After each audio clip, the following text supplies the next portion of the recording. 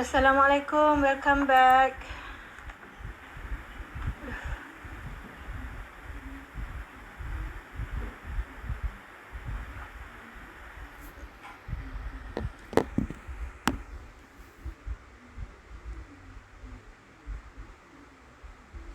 Okay, 3%, 3 orang. Yang lain makan ke? Ataupun dah tak larat? Tapi tak apalah, kan nasib baik online. We can berhenti as if you feel like so. Kalau dah stress, berhentilah. So ada pros and cons jugalah online ni ya. Okay, tapi kalau kita buat face to face, that means we have to start and we are there in the class, we have to continue. Okay, so online ni tak apa. Kalau kita terlebih masa, tak apa kan. Kalau terkurang masa pun tak apa, as long as the syllabus. So today saya punya target ialah untuk challenges of the organizational communication, dan saya nak terangkan sikit beza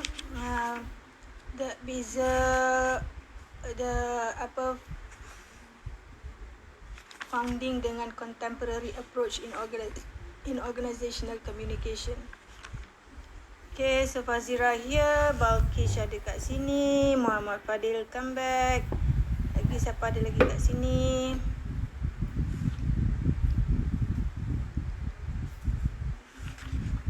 Do you have the book with you?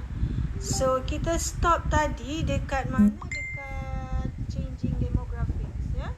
Changing demographic, how this demographic changes influence our way of communication in organizations, and how it influence the organizational communication process and affect we as an employee or the organization. Remember, the organization is the person working interdependently in the organization, in a group, and then we are sending and receiving the information. Okay, so if we go to changing demographic, dia ada bagi point form dekat situ.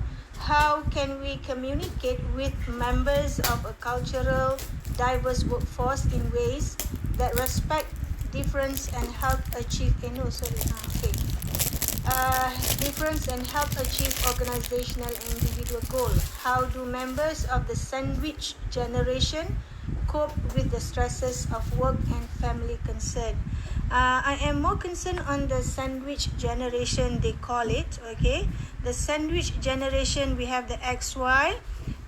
Like me, I am the baby boomers, and you are maybe ada X, ada Y, and then suddenly we have the Z generation. And how this demographic of generation change the communication in organization. If you are working right now, of course you can feel, and of course you can realize the change in communication of a different generations. Okay, and the way we work, the baby boomers, the X generation, Y generation, and Z generation is different.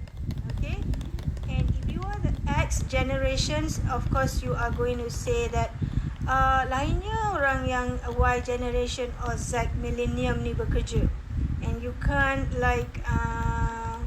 accepting their way of communication and their way of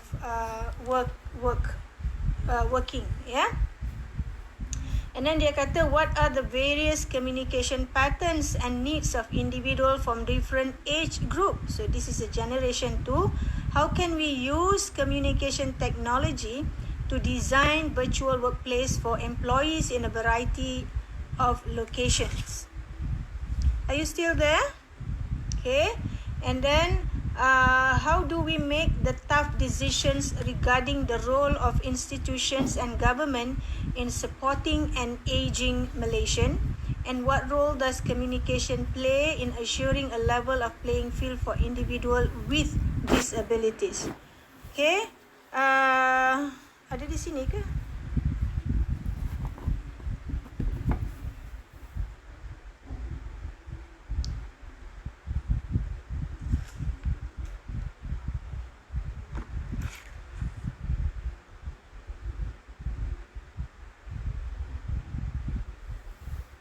Are you here?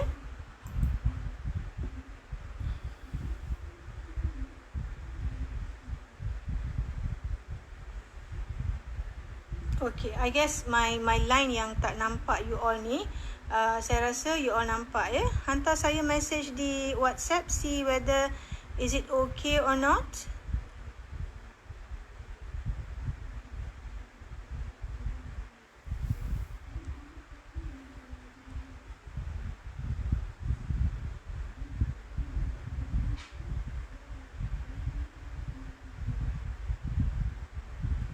WhatsApp me please.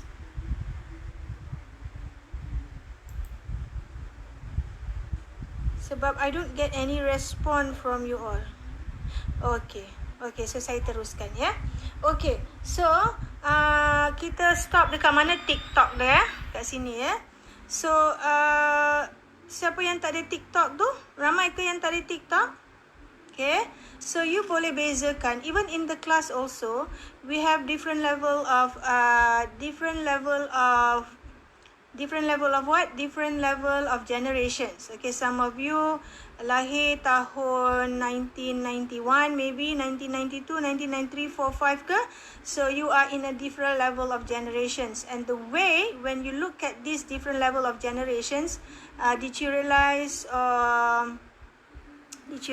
that the way we communicate is different? Even, okay, I am the baby boomers, cara saya bercakap, cara saya bekerja mungkin lain. Okay, you can also look at your lecturers who are baby boomers ataupun yang masih muda-muda tu, cara dia bercakap, cara dia buat kerja ke mungkin lain. Ya, some are very detailed, some okay, some macam tu saja. So this is how the demographic, the challenge is there, how the demographic influence the organizational communication, the people working in the organization. Okay, daripada sini pun kita dah nampak banyak talking about demographic ya. Okay, so siapa yang tak ada TikTok tu, maksudnya kalau awak tak ada TikTok, that means you are not a millennium. Okay, sekarang ni kita millennium kan, 2000, siapa yang lahir tahun berapa dah millennium kan. So that means if you don't have a TikTok, that means you are not a millennium. You are in X and Y generation. Okay. So maknanya orang yang millennium tu memang sekarang ni mana ada dia orang memang main TikTok je. Kan? Macam saya memang dulu tak ada IG because I'm a baby boomer. So I don't go for IG sebab pada saya tak penting pun. But because I'm teaching and I know that my demographics of children of the students are different, so I have to open up an account just to feel an experience of what you are experiencing because I am teaching. Yeah. So scholars often divide population into generational cohorts. Okay, from the late baby boomer into kepada millennium punya generation. Okay, and then apa di dalam buku lagi? Kalau you buka page 9, go to page 9, dia tulis, clearly a similar demographic analysis could be applied to ethnicity, family structure, social class, household location. Members of millennium generation are coming to be known as technologically savvy, but also a bit spoiled in the ways of work. Ini buku kata, bukan saya katalah. Which I think is true. I have experienced that, okay, working with X, Y, and millennium, they are truly different. Okay, the way they talk, even now sekarang ni sebab jenis TikTok kan, memang zaman TikTok kan, so cara bercakap tu lain, nak menyampaikan message tu lain, ya. Dulu kita sampaikan message dengan WhatsApp ataupun IG ke, sekarang ni orang sampaikan message menerusi TikTok. Okay, so if you are not a TikTok person, means you are not a millennium lah. Okay. So look at demographic bukan saja kepada umur, but you have to look at location that you are staying, where you are staying, even your background of studying background, okay, level of education, your income also what affect the way you communicate. Okay, for example, when we talk about the age tu memang dah biasa lah. But income, how can income affects or influence the way you communicate? Okay, so kalau kita tengoklah, if you your income, kita bekerja dengan gaji kita 20,000, 30,000 sebulan, and if you have a supervisor ataupun boss yang gaji dia sangat besar, okay, macam mana dia cakap? Lain kan? Okay, kita terus ambil yang tu je lah. Kita ambil like for example, if on that day, particular day, you have money. For example, you macam mana you boleh dapat duit terpijak ke apa ke, and then okay, and then you dapat duit banyak, okay, and then you nak spend pada kawan.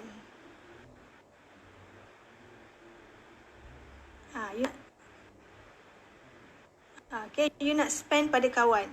So, on that particular day yang you ada duit tu, bila you nak spend pada kawan, you rasa confident kan sebab you ada duit. So, you have to observe yourself, how do you communicate. Selalunya orang yang ada duit ni, dia akan, kalau bagi kawan makan, dia akan cakap, okay, makan, tak apa, kita belanja. Kita confident, ya. Tapi kalau kita lah on that particular day tak ada duit untuk belanja kawan, kita akan senang, kita akan takkan cakap apa-apa lah. Macam tu, ya.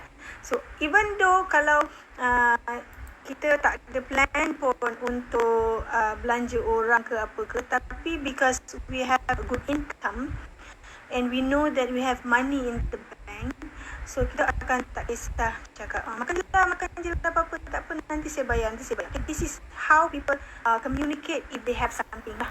Kalau kadang-kadang bila cakap tu berapa ringgit ni, RM10. So orang yang banyak duit tu akan cakap RM10 okey lah, tak mahal pun, murah sangat RM10. Tapi orang yang tak ada duit tu, ni level of income orang yang tak ada duit tu akan cakap RM10 ya. Okay, mungkin kalau dia ada duit pun, tapi sebab dia mungkin banyak guna duit, dia akan cakap RM10 mana, ini RM10. Tapi kalau orang yang ada duit, dia akan cakap RM10 je, okey lah. You see that all those demographic factors will influence the way we talk. So kalau you masuk dalam organisation awak, if you have more information,